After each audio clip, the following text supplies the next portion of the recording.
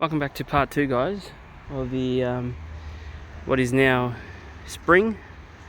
Well, as for part 1, it was late winter, or the end of winter rather. As you can see, the grass hasn't been cut for a while, waiting for it to dry up before we cut it. So it's all pretty crazy, and it's all happening here. Before we get into the trees and that, as you can probably see the backdrop there, the plastic has come off. Just judging by the Bureau of Meteorology and the forecast. So I'll show you a bit closer what's been happening there, and I'll also show you the other trees that have been out here, which we haven't had a proper look at. So without further ado, we'll get straight into it. Alright, firstly we're looking at the Hass avocado, and as you can probably tell from the onset, sort of no damage at all. So a bit of wind damage. If we zoom in there a bit closer, a few cracked leaves done by the wind, but all in all, healthy stalk. And I actually personally haven't had a chance to come out and have a closer look at it. I've been concentrating on the protected area, but if you look there, we've got heaps of new growth coming along up and down the trunk of the Hass. So it's pretty good news from the Hass. Way up to the top there too, and along the side. So Hass has done pretty well for its first winter in Melbourne, in my backyard rather. And yeah, not a lot much more to say about it, but pretty good news with the Hass. Before we move along to the Paxton Prolific, just sort of thought I'd show you guys the orange, which is flowering like crazy. I gave this one a bit of a massacre and chopped off a lot of its excess and put a lot of its energy into establishment of the roots and future fruits. Alright. Okay, the Paxton Prolific, you've probably seen in previous videos, still doing pretty well. It's going a bit yellow now, which is expected, considering we're at the end of winter. So that's when this guy generally has enough, and that's actually pretty good, because then we can go into spring and into the warmer months where you'll get a lot more growth. I think go a bit further down here. What's this? That looks like it's already flowering there, if you can see that, which is awesome. Bit early for it, but yeah, it's good progress. Not too sure if this is still alive. We'll do a bit of a scratch test. Yeah, so this is all still alive. Come a bit closer here, have a look here. Yeah, so we'll leave this guy the way he is. Just want to check his soil. I haven't been able to check that. Bit damp, which is okay, as long as we don't have any root rot, which is my my nemesis, my worst enemy. Tropicals, root rot. Alright, then we've got the Fuerte avocado, which is looking a little bit worse for wear, but because he normally looks like this during winter, and generally goes a bit greener during spring and summer. So I don't know, ever since I got him, he hasn't been the best avocado. I mean, the Hass looks like it's coped better than he has. Might have to give him some compost, I reckon. He gets a majority of the compost and he's still not happy. So I don't know what his problem is. That's the avocado Fuerte.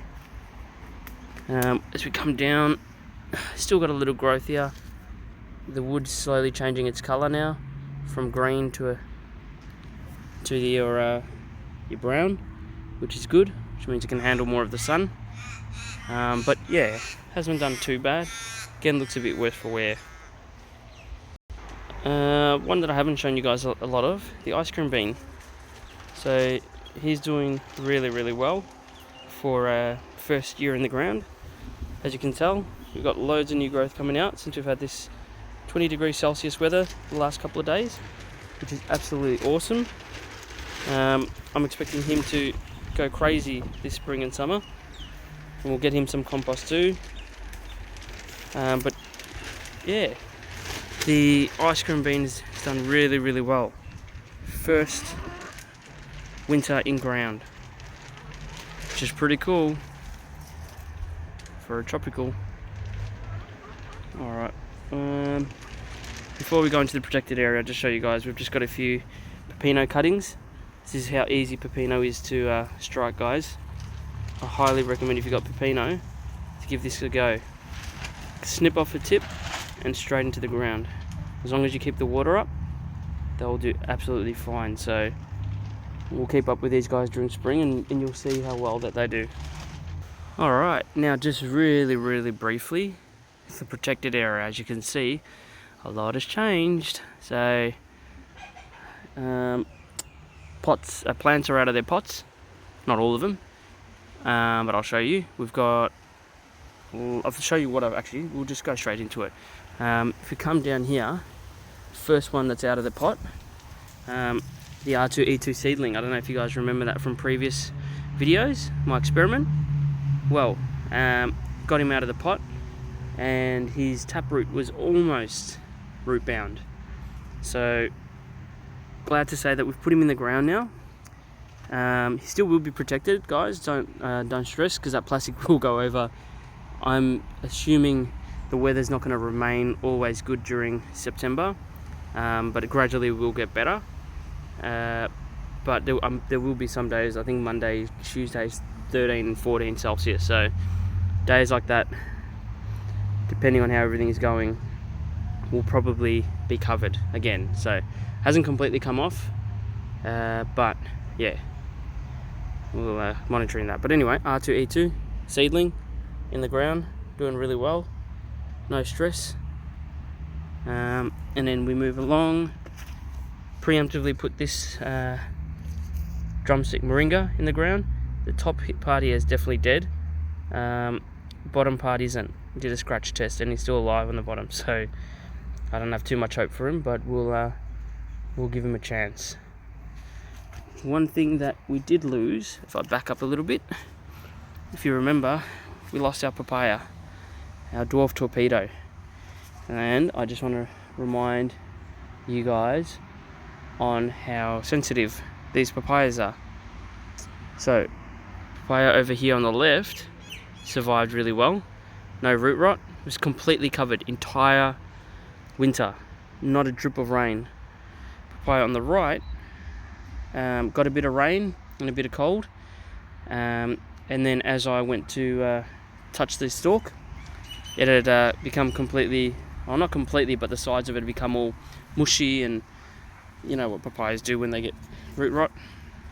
So unfortunately we had to remove him, which is pretty sad, but that's alright. What do we take out of that is that they don't like any bit of water, so we won't plant any papaya anywhere near the water again, or where they may have access to water. And instead of that, we got a new pomegranate, which is the pomegranate wonderful. So that's doing really well now, as pomegranates do. That's the one there, and I'm just wondering if I don't think it has the tag saying wonderful, but definitely wonderful. It was on the pot. And why do you choose wonderful, you ask? Well, if you're watching George's videos, you'll see that his neighbour has a wonderful, and it's a prolific fruiter. So they had the Ben-Hur, they had the Alchi, and then they had the wonderful. So I opted for the wonderful, and as you can see, the growth is doing really well now. So one other thing I'll show you too, which is pretty exciting, it's happened the last couple of days, is our Monstera has opened a new leaf. So if you remember, this was the Monstera that I rescued. It was in a root bound pot, and I popped him in the ground, and lo and behold, he's opening his first leaf. So how good's that? Exciting times. Alright, moving right along.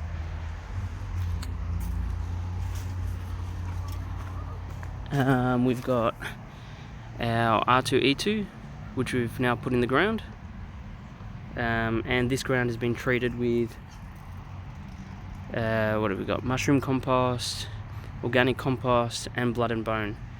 So yeah, R2E2 is in the ground, and we've also got a banana passion fruit also in ground. So as you can tell, guys, a lot happening around. Moving across again, longan seedling in the ground now. So preparing for spring and summer. These guys have had their acclimating time, and they're ready to go in the ground. So longan shouldn't be a problem, lychee shouldn't be a problem. And again, guys, this is all going to be protected during winter. No way I'm going to leave this to chance until they get decent size, including the papaya. Eventually it will be unprotected, but for now, protected. Lychee in ground. As you can see here, we've popped him into the ground too. He's done exceptionally well this winter, so it's time for him to stop being a sook and to go in ground. And another reason why he's going in ground is look at the size of these leaves. These are massive. I've come around. How big these leaves are compared to your normal ones. So he's getting on and he's ready to go in the ground, I reckon. Again, lots and lots of compost, lots and lots of manure.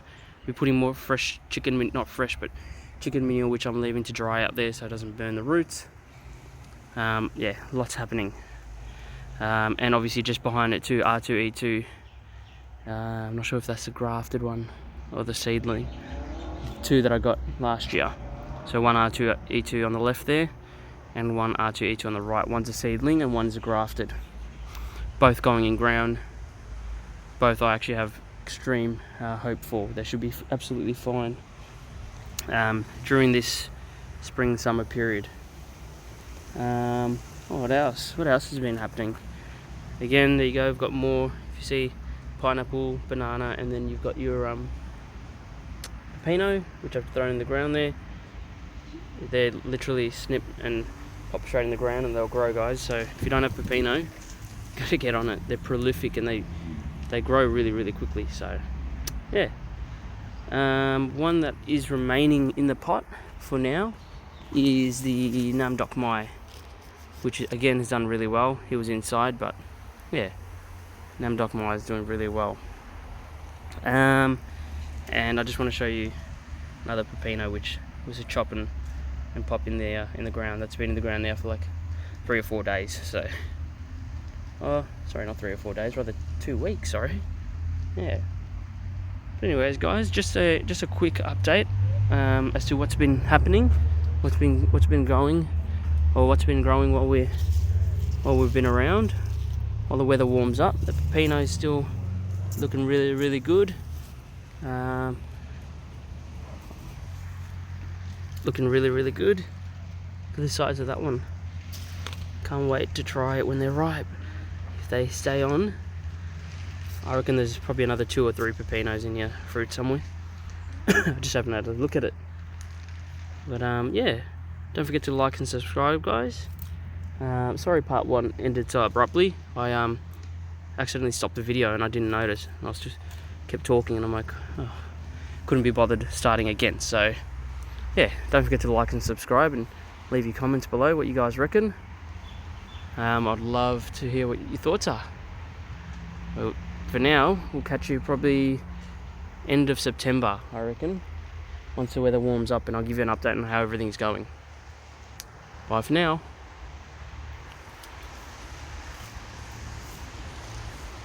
Got a loquat. It's doing really well, and it loads of it.